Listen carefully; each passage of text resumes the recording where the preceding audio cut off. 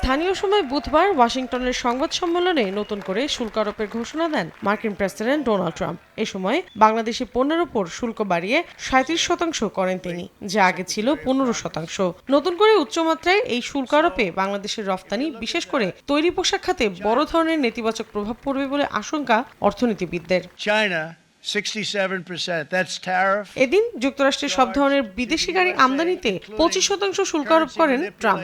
বলেন, দক্ষিণ কোরিয়ায় যেসব গাড়ি উৎপাদন করা হয় তার 80%-এর বেশি সে দেশে বিক্রি হয়, আর জাপানে যেসব গাড়ি বিক্রি হয় সেগুলোর 90%-এর বেশি সে দেশে তৈরি হয়। এসব দেশে যুক্তরাষ্ট্রের গাড়ি বিক্রি হয় খুবই সামান্য। মোটরযানের ওপর 25% শুল্ক আরোপের সিদ্ধান্ত বুধবার মধ্যরাত থেকেই কার্যকর হবে বলে জানান তিনি। ট্রাম্পের এই সিদ্ধান্তে 26% শুল্ক আরোপ করা হয়েছে ভারতীয় পণ্যের ওপর, পাকিস্তানের ওপর 29% আর চীনের ওপর 34% শুল্ক আরোপের ঘোষণা করা হয় বলে জানিয়েছে বিভিন্ন গণমাধ্যম। এছাড়া ইউরোপীয় ইউনিয়নের পণ্যে 20%, ভিয়েতনামের ওপর 46%, শ্রীলঙ্কার পণ্যে 44%, তাইওয়ানে 32%, মালয়েশিয়ার পণ্যে 24%, মিত্রদেশ ইসরায়েলের পণ্যে 17%, যুক্তরাজ্যের পণ্যে 10% শুল্ক আরোপ করেন ডোনাল্ড ট্রাম্প।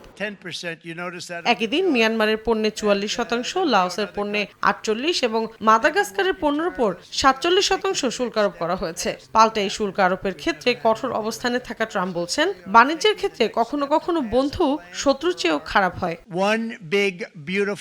এদিকে দিনটিকে যুক্তরাষ্ট্রের অর্থনৈতিক স্বাধীনতা দিবস বলে অভিহিত করেন ডোনাল্ড ট্রাম্প। নতুন শুল্ক আরোপকে তিনি যুক্তরাষ্ট্রের অর্থনৈতিক স্বাধীনতা হিসেবে উল্লেখ করেন।